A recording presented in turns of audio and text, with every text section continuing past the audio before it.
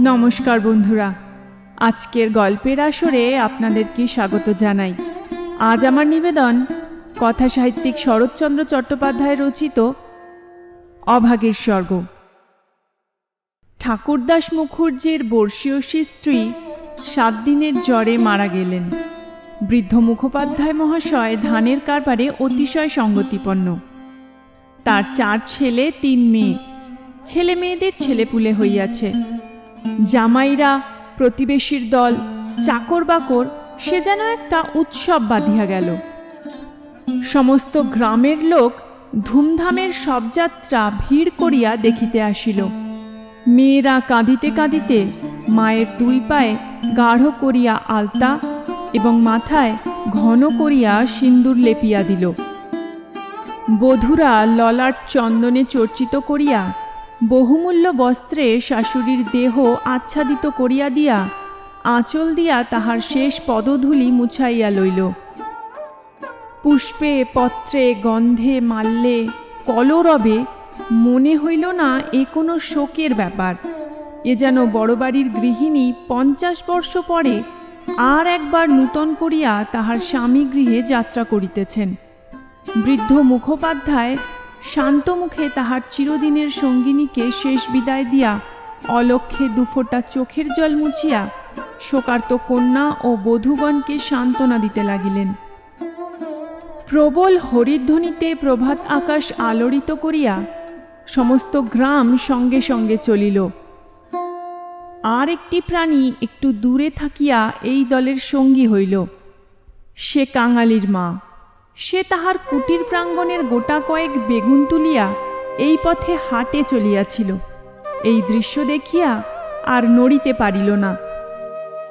রহিল তাহার হাটে যাওয়া, রহিল তাহার আঁচলে বেগুন বাঁধা। সে চোখের জল মুছিতে মুছিতে সকলের পিছনে শ্মশানে আসিয়া উপস্থিত হইল। গ্রামের একান্তে গরুর নদীর তীরে শ্মশান। সেখানে পূর্বাহ্নেই কাঠের ভার, চন্দনের টুকরা, ঘৃত, মধু, ধূপ ধুনা প্রভৃতি উপকরণ সঞ্চিত হইয়াছিল। কাঙালির মা ছোট জাত, দুলের মেয়ে বলিয়া কাছে যাইতে সাহস পাইল না। তফাতে একটা উঁচু ঢিপির মধ্যে দাঁড়াইয়া সমস্ত অন্ত্যেষ্টিক্রিয়া প্রথম হইতে শেষ পর্যন্ত উৎসুক আগ্রহে চোখ মেলিয়া দেখিতে লাগিল। প্রশস্ত ও পর্যাপ্ত চিতার পরে যখন সব স্থাপিত করা হইল, তখন তাহার রাঙা পা 2খানি দেখিয়া তাহার 2 চক্ষু জুড়াইয়া গেল।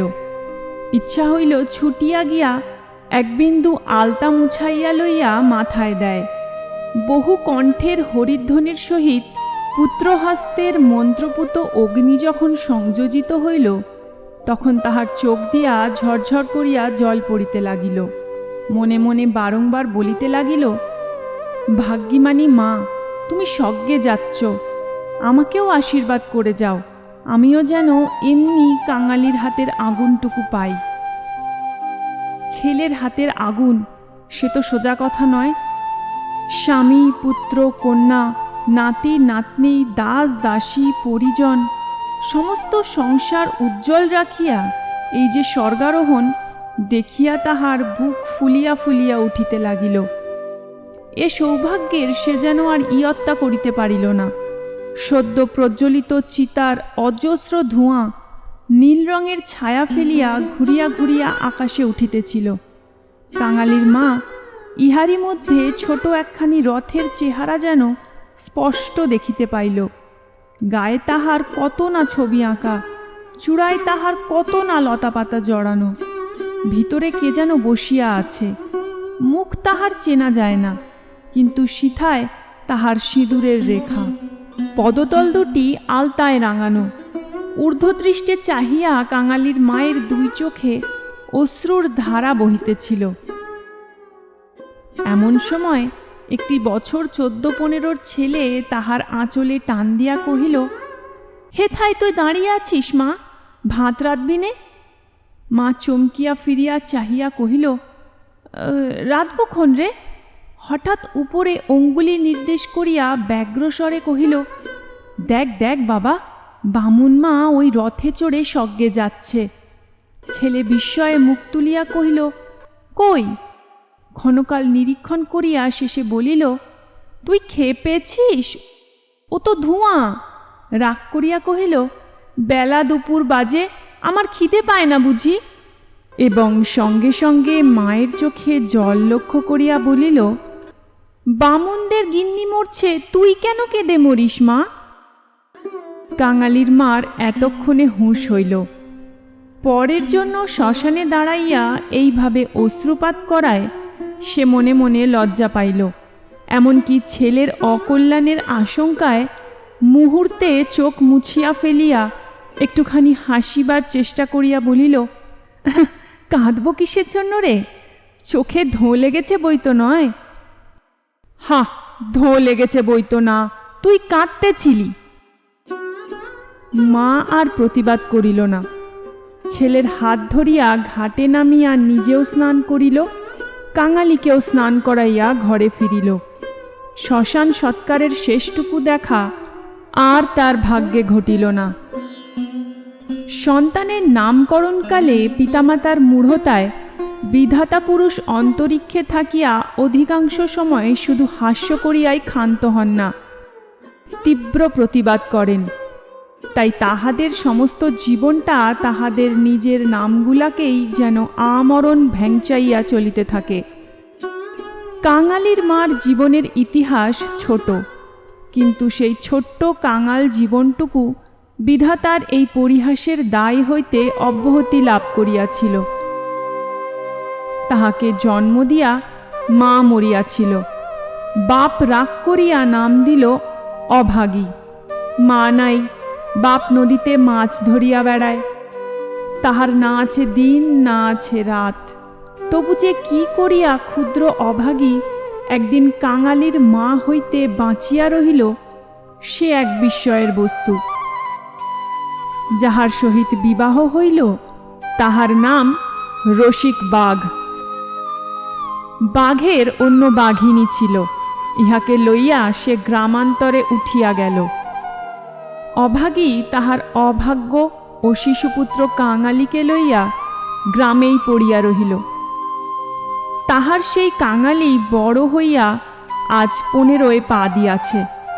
সবে মাত্র বেতের কাজ শিখিতে আরম্ভ করিয়াছে। অভাগীর আশা হইয়াছে আরও বছরখানেক তাহার অভাগ্যের সহিত যুঝিতে পারিলে দুঃখ ঘুচিবে। এই দুঃখ যে কি, যিনি দিয়াছেন তিনি ছাড়া আর কেহই জানে না। কাঙালি পুকুর হইতে আঁচাইয়া আসিয়া দেখিল তাহার পাতের ভুক্তাবশেষ মা একটা মাটির পাত্রে ঢাকিয়া রাখিতেছে। আশ্চর্য হইয়া জিজ্ঞাসা করিল, তুই খেলি নে মা? বেলা গড়িয়ে গেছে বাবা, এখন আর খিদে নেই। ছেলে বিশ্বাস করিল না, বলিল, না, খিদে নেই বই কি, কই দেখি তোর হাঁড়ি। এই ছলনায় বহুদিন কাঙালির মা কাঙালিকে ফাঁকি দিয়া আসিয়াছে। সে হাঁড়ি দেখিয়া তবে ছাড়িল। তাহাতে আর একজনের মতো ভাত ছিল। তখন সে প্রসন্ন মুখে মায়ের কোলে গিয়া বসিল। এই বয়সের ছেলে সচরাচর এরূপ করে না, কিন্তু শিশুকাল হইতে বহুকাল যাবৎ সে রুগ্ন ছিল বলিয়া মায়ের ক্রোড় ছাড়িয়া বাহিরের সঙ্গী সাথীদের সহিত মিশিবার সুযোগ পায় নাই। এইখানে বসিয়াই তাহাকে খেলাধুলার স্বাদ মিটাইতে হইয়াছে। এক হাতে গলা জড়াইয়া মুখের ওপর মুখ রাখিয়াই কাঙালি চকিত হইয়া কহিল, মা, তোর গা যে গরম। কেন তুই অমন রোদে দাঁড়িয়ে মরা পোড়ানো দেখতে গেলি? কেন আবার নিয়ে এলি? মরা পোড়ানো কি তুই? মা শশব্যস্তে ছেলের মুখে হাত চাপা দিয়ে কহিল, ছি বাবা, মরা পোড়ানো বলতে নেই, পাপ হয়। সতী লক্ষ্মী মা ঠাকুরন রথে করে স্বর্গে গেলেন। ছেলে সন্দেহ করিয়া কহিল, তোর এক কথা মা, রথে চড়ে কেউ নাকি আবার স্বর্গে যায়। মা বলিল, আমি যে চোখে দেখনু কাঙালি, বামুন মা রথের উপরে বসে, তেনার রাঙা পা দুখানি যে সবাই চোখ মেলে দেখলে রে। সবাই দেখলে? সবাই দেখলে। কাঙালি মায়ের বুকে ঠেস দিয়া বসিয়া ভাবিতে লাগিল, মাকে বিশ্বাস করাই তাহার অভ্যাস। বিশ্বাস করিতেই সে শিশুকাল হইতে শিক্ষা করিয়াছে। সেই মা যখন বলিতেছে সবাই চোখ মেলিয়া এত বড় ব্যাপার দেখিয়াছে, তখন অবিশ্বাস করিবার আর কিছু নাই। খানিক পরে আস্তে আস্তে কহিল, তাহলে তুইও তোমার সঙ্গে যাবি?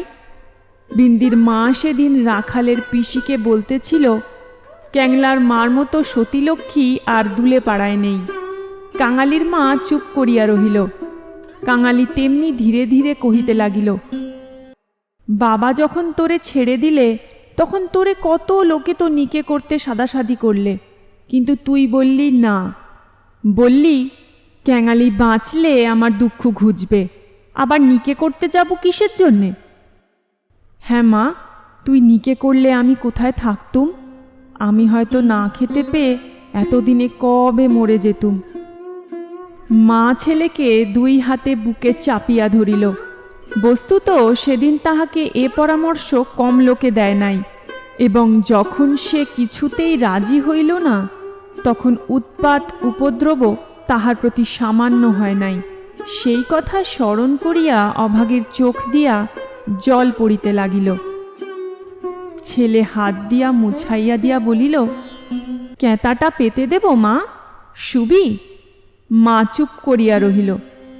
কাঙালি মাদুর পাতিল, কাঁথা পাতিল, মাচার উপর হইতে ছোট বালিশটি পাড়িয়া দিয়া হাত ধরিয়া তাহাকে বিছানায় টানিয়া লইয়া যাইতে মা কহিল, কাঙালি, আজ তোর আর কাজে গিয়ে কাজ নেই।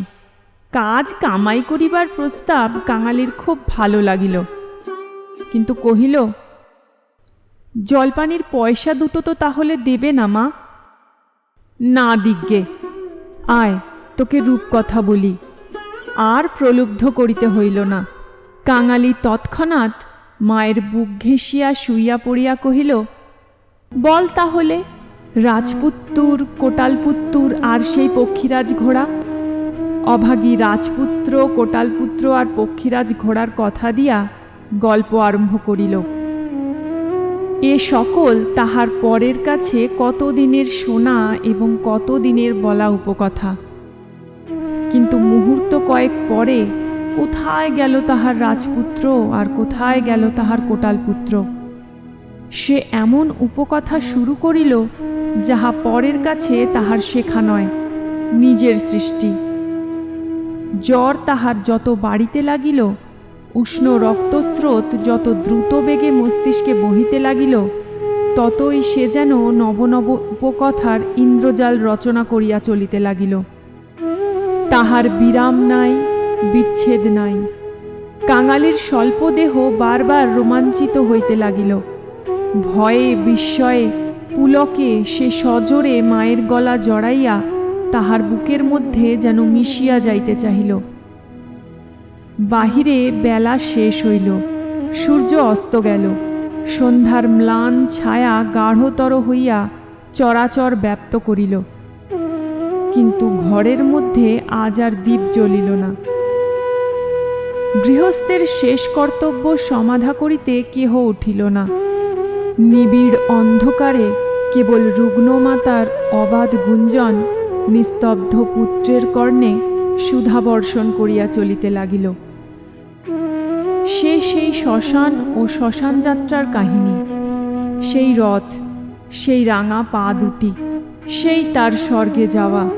কেমন করিয়া শোকার্ত স্বামী শেষ পদধূলি দিয়া কাঁদিয়া বিদায় দিলেন, কি করিয়া হরিধ্বনি দিয়া ছেলেরা মাতাকে বহন করিয়া লইয়া গেল। তারপরে সন্তানের হাতের আগুন। সে আগুন তো আগুন নয় কাঙালি, সে তো হরি। তার আকাশ জোড়া ধুঁয়ো তো ধুঁয়ো নয় বাবা, সেই তো স্বর্গের রথ। কাঙালিচরণ, বাবা আমার। কেন মা, তোর হাতের আগুন যদি পাই বাবা, বামুন মার মতো আমিও স্বর্গে যেতে পাব। কাঙালি অস্ফুটে শুধু কহিল, যা, বলতে নেই। মা সে কথা বোধ করি শুনিতেও পাইল না। তপ্ত নিঃশ্বাস ফেলিয়া বলিতে লাগিল, ছোট জাত বলে তখন কিন্তু কেউ ঘেন্না করতে পারবে না, দুঃখী বলে কেউ ঠেকিয়ে রাখতে পারবে না। ইস, ছেলের হাতের আগুন, রথকে যে আসতেই হবে। ছেলে মুখের ওপর মুখ রাখিয়া ভগ্নকণ্ঠে কহিল, বলিস নে মা, বলিস নে, আমার বড্ড ভয় করে। মা কহিল, আর দেখ কাঙালি, তোর বাবাকে একবার ধরে আনবি, অমনি যেন পায়ের ধুলো মাথায় দিয়ে আমাকে বিদায় দেয়, অমনি পায়ে আলতা, মাথায় সিঁদুর দিয়ে। কিন্তু কে বা দেবে? তুই দিবি না রে কাঙালি, তুই আমার ছেলে, তুই আমার মেয়ে, তুই আমার সব। বলিতে বলিতে সে ছেলেকে একেবারে বুকে চাপিয়া ধরিল। অভাগীর জীবননাট্যের শেষ অঙ্ক পরিসমাপ্ত হইতে চলিল। বিস্তৃতি বেশি নয়, সামান্যই। বোধ করি 30টা বছর আজও পার হইয়াছে কি হয় নাই, শেষও হইল তেমনি সামান্যভাবে। গ্রামে কবিরাজ ছিল না, ভিন্ন গ্রামে তাহার বাস। কাঙালি গিয়া কাঁদাকাটি করিল, হাতে পায়ে পড়িল, শেষে ঘটি বাঁধা দিয়া তাহাকে 1 টাকা প্রণামী দিল। তিনি আসিলেন না, গোটা চারেক বড়ি দিলেন। তাহার কত কি আয়োজন! খল, মধু, আদার সত্ত্ব, তুলসী পাতার রস। কাঙালির মা ছেলের প্রতি রাগ করিয়া বলিল, কেন তুই আমাকে না বলে ঘটি বাধা দিতে গেলি বাবা? হাত পাতিয়া বড়ি কয়টি গ্রহণ করিয়া মাথায় ঠেকাইয়া উনানে ফেলিয়া দিয়া কহিল, ভালো হইতো এতেই হব। বাগদিদুলের ঘরে কেউ কখনো ওষুধ খেয়ে বাঁচে না। দিন 2-3 এমনি গেল। প্রতিবেশীরা খবর পাইয়া দেখিতে আসিল। যে যাহা মুষ্টিযোগ জানিত, হরিণের শিং ঘষা জল, গেঁটে করি পুড়াইয়া মধুতে মারিয়া চাটাইয়া দেওয়া ইত্যাদি অব্যর্থ ঔষধের সন্ধান দিয়া যে যাহার কাজে গেল। ছেলে মানুষ কাঙালি ব্যতিব্যস্ত হইয়া উঠিতে মা তাহাকে কাছে টানিয়া লইয়া কহিল, কোবরেজের বড়িতে কিছু হলো না বাবা? আর ওদের ওষুধে কাজ হবে? আমি এমনি ভালো হব। কাঙালি কাঁদিয়া কহিল, তুই বড়ি তো খেলি নে মা, উনুনে ফেলে দিলি, এমনি কি কেউ সারে? আমি এমনি সেরে যাব। তার চেয়ে তুই 2টো ভাতে ভাত ফুটিয়ে নিয়ে খা দেখি, আমি চেয়ে দেখি। কাঙালি এই প্রথম অপটু হস্তে ভাত রাঁধিতে প্রবৃত্ত হইল। না পারিল ফ্যান ঝাড়িতে, না পারিল ভালো করিয়া ভাত বাড়িতে। উনান তাহার জ্বলে না, ভিতরে জল পড়িয়া ধোঁয়া হয়। ভাত ঢালিতে চারিদিকে ছড়াইয়া পড়ে। মায়ের চোখ ছলছল করিয়া আসিল। নিজে একবার উঠিবার চেষ্টা করিল, কিন্তু মাথা সোজা করিতে পারিল না, শয্যায় লুটাইয়া পড়িল। খাওয়া হইয়া গেলে ছেলেকে কাছে লইয়া কি করিয়া কি করিতে হয় বিধিমতো উপদেশ দিতে গিয়া তাহার ক্ষীণ কণ্ঠ থামিয়া গেল। চোখ দিয়া কেবল অবিরল ধারে জল পড়িতে লাগিল।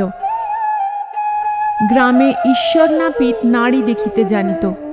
পরদিন সকালে সে হাত দেখিয়া তাহারই সম্মুখে মুখ গম্ভীর করিল, দীর্ঘ নিঃশ্বাস ফেলিল এবং শেষে মাথা নাড়িয়া উঠিয়া গেল। কাঙালির মা ইহার অর্থ বুঝিল, কিন্তু তাহার ভয়ই হইল না। সকলে চলিয়া গেলে সে ছেলেকে কহিল, এইবার একবার তাকে ডেকে আনতে পারিস বাবা? কাকে মা? ওই যে রে, ও গায়ে যে উঠে গেছে। কাঙালি বুঝিয়া কহিল, বাবাকে? অভাগী চুপ করিয়া রহিল।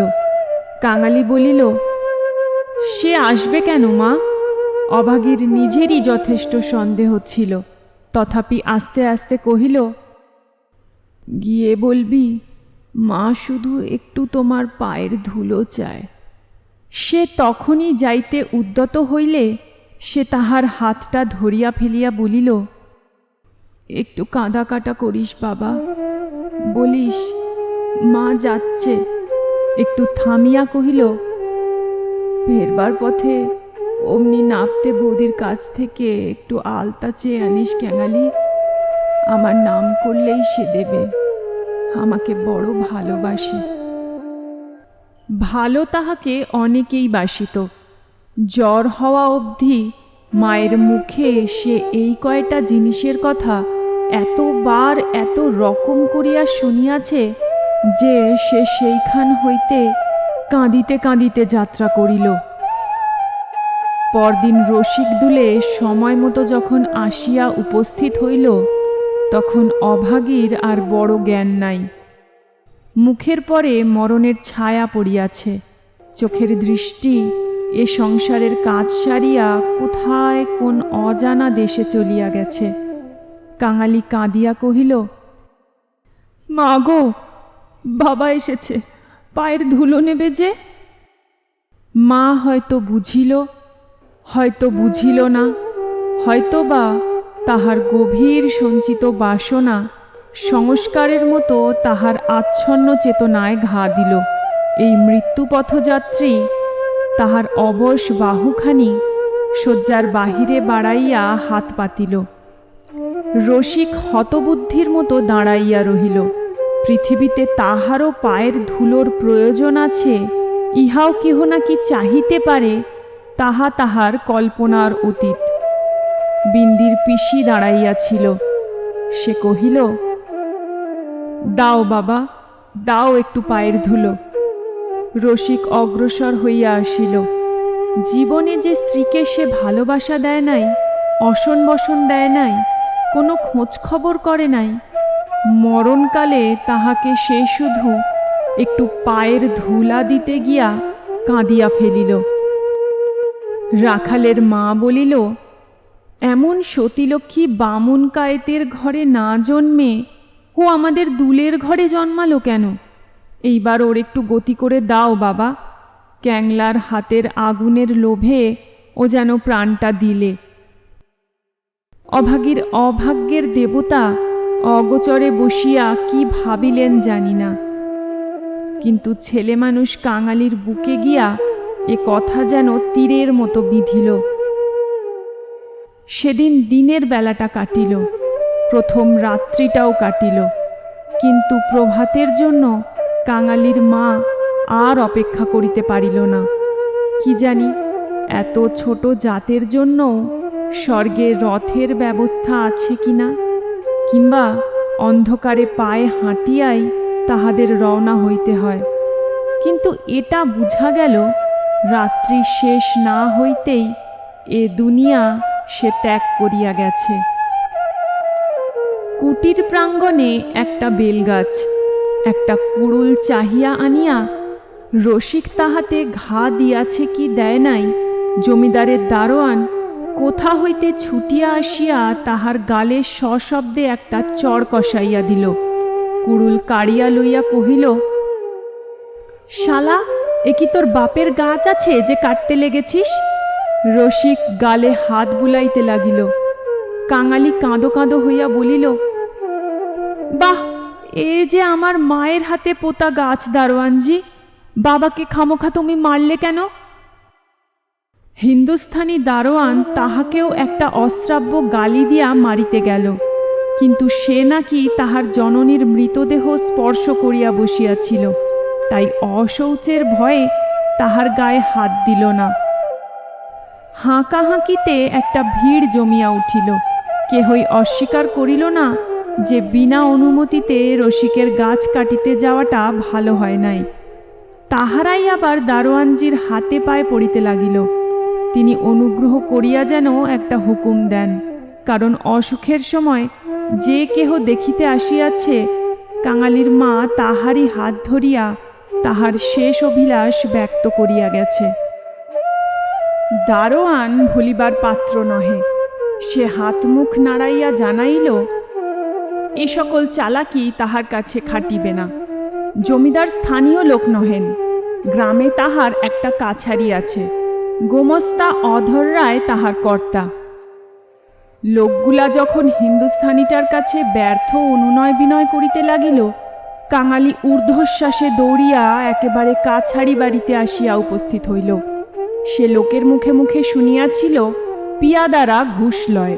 তাহার নিশ্চয় বিশ্বাস হইল অত বড় অসঙ্গত অত্যাচারের কথা যদি কর্তার গোচর করিতে পারে তো ইহার প্রতিবিধান না হইয়াই পারে না। হায় রে অনভিজ্ঞ! বাংলাদেশের জমিদার ও তাহার কর্মচারীকে সে চিনিত না।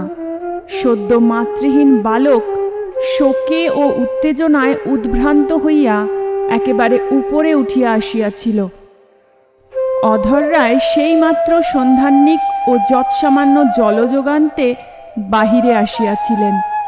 বিস্মিত ও ক্রুদ্ধ হইয়া কহিলেন, কে রে? আমি কাঙালি। দারোয়ানজি আমার বাবাকে মেরেছে। বেশ করেছে, হারামজাদা খাজনা দেয়নি বুঝি? কাঙালি কহিল, না বাবু মশাই, বাবা গাছ কাটতেছিল, আমার মা মরেছে। বলিতে বলিতে সে কান্না আর চাপিতে পারিল না। সকালবেলা এই কান্নাকাটিতে অধর অত্যন্ত বিরক্ত হইলেন। ছোড়াটা মরা ছুঁইয়া আসিয়াছে, কি জানি এখানকার কিছু ছুঁইয়া ফেলিল নাকি। ধমক দিয়া বলিলেন, মা মরেছে তো যা নিচে নেবে দাঁড়া। ওরে কে আছিস রে? এখানে একটু গোবর জল ছড়িয়ে দে। কি জাতের ছেলে তুই? কাঙালি সভয়ে প্রাঙ্গণে নামিয়া দাঁড়াইয়া কহিল, আমরা দুলে। অধর কহিলেন, দুলে? দুলের মোড়ায় কাঠ কি হবে শুনি? কাঙালি বলিল, মা যে আমাকে আগুন দিতে বলে গেছে। তুমি জিজ্ঞেস করো না বাবু মশাই, মা যে সবাইকে বলে গেছে, সকলে শুনেছে যে। মায়ের কথা বলিতে গিয়া তাহার অনুক্ষণের সমস্ত অনুরোধ উপরোধ মুহূর্তে স্মরণ হইয়া কণ্ঠ যেন তাহার কান্নায় ফাটিয়া পড়িতে চাহিল। অধর কহিলেন, মাকে পোড়াবি তো গাছের দাম 5 টাকা আনগে, পারবি? কাঙালি জানিত তাহা অসম্ভব। তাহার উত্তরীয় কিনিবার মূল্যস্বরূপ তাহার ভাত খাইবার পিতলের কাঁসিটি বিন্দির পিসি 1 টাকায় বাঁধা দিতে গিয়াছে, সে চোখে দেখিয়া আসিয়াছে। সে ঘাড় নাড়িল, বলিল, না। অধর মুখখানা অত্যন্ত বিকৃত করিয়া কহিলেন, না তো মাকে নিয়ে নদীর চড়ায় পুঁতে ফেলগে যা। কার বাবার গাছে তোর বাপ কুড়ুল ঠেকাতে যায়? পাজি হতভাগা নচ্ছার। কাঙালি বলিল, সে যে আমাদের উঠানের গাছ বাবু মশাই, সে যে আমার মায়ের হাতে পোঁতা গাছ। হাতে পোঁতা গাছ? পাড়ে বেটাকে গলা ধাক্কা দিয়ে বার করে দে তো। পাড়ে আসিয়া গলা ধাক্কা দিল এবং এমন কথা উচ্চারণ করিল যাহা কেবল জমিদারের কর্মচারীরাই পারে। কাঙালি ধুলা ঝাড়িয়া উঠিয়া দাঁড়াইল, তারপরে ধীরে ধীরে বাহির হইয়া গেল। কেন সে যে মার খাইল, কি তাহার অপরাধ, ছেলেটা ভাবিয়াই পাইল না। গোমস্তার নির্বিকার চিত্তে দাগ পর্যন্ত পড়িল না। পড়িলে এ চাকরি তাহার জুটিত না। কহিলেন, পরেশ, দেখো তো হে, এ বেটার খাজনা বাকি পড়েছে কিনা। থাকে তো জাল টাল কিছু একটা কেড়ে এনে যেন রেখে দেয়, হারামজাদা পালাতে পারে। মুখুজ্জে বাড়িতে শ্রাদ্ধের দিন, মাঝে কেবল একটা দিন মাত্র বাকি। সমারোহের আয়োজন গৃহিণীর উপযুক্ত করিয়াই হইতেছে। বৃদ্ধ ঠাকুরদাস নিজে তত্ত্বাবধান করিয়া ফিরিতেছিলেন। কাঙালি আসিয়া তাহার সম্মুখে দাঁড়াইল, কহিল, ঠাকুরমশাই, আমার মা মরে গেছে। তুই কে? কি চাস তুই? আমি কাঙালি, মা বলে গেছে তেনাকে আগুন দিতে। তা দিগে না? কাছারির ব্যাপারটা ইতিমধ্যেই মুখে মুখে প্রচারিত হইয়া পড়িয়াছিল। একজন কহিল, ও বোধহয় একটা গাছ চায়। এই বলিয়া সে ঘটনাটা প্রকাশ করিয়া কহিল। মুখুজ্জে বিস্মিত ও বিরক্ত হইয়া কহিলেন, শোনো আবদার, আমারই কত কাঠের দরকার, কাল বাদে পরশু কাজ। যা যা, এখানে কিছু হবে না, এখানে কিছু হবে না। এই বলিয়া অন্যত্র প্রস্থান করিলেন। ভট্টাচার্য মহাশয় অদূরে বসিয়া ফর্দ করিতেছিলেন। তিনি বলিলেন, তোদের যেতে কে কবে আবার পোড়ায় রে? যা, মুখে একটু নুড়ো জেলে দিয়ে নদীর চড়ায় মাটি দেগে। মুখোপাধ্যায় মহাশয়ের বড় ছেলে ব্যস্ত সমস্তভাবে এই পথে কোথায় যাইতেছিলেন। তিনি কান খাড়া করিয়া একটু শুনিয়া কহিলেন, দেখছেন ভট্টাচার্য মশায়, সব বেটারাই এখন বামুন কায়েত হতে চায়। বলিয়া কাজের ঝোঁকে আর কোথায় চলিয়া গেলেন। কাঙালি আর প্রার্থনা করিল না। এই ঘণ্টা দুয়েকের অভিজ্ঞতায় সংসারে সে যেন একেবারে বুড়া হইয়া গিয়াছিল। নিঃশব্দে ধীরে ধীরে তাহার মরা মায়ের কাছে গিয়া উপস্থিত হইল। নদীর চরে গর্ত খুঁড়িয়া অভাগীকে শোয়ানো হইল।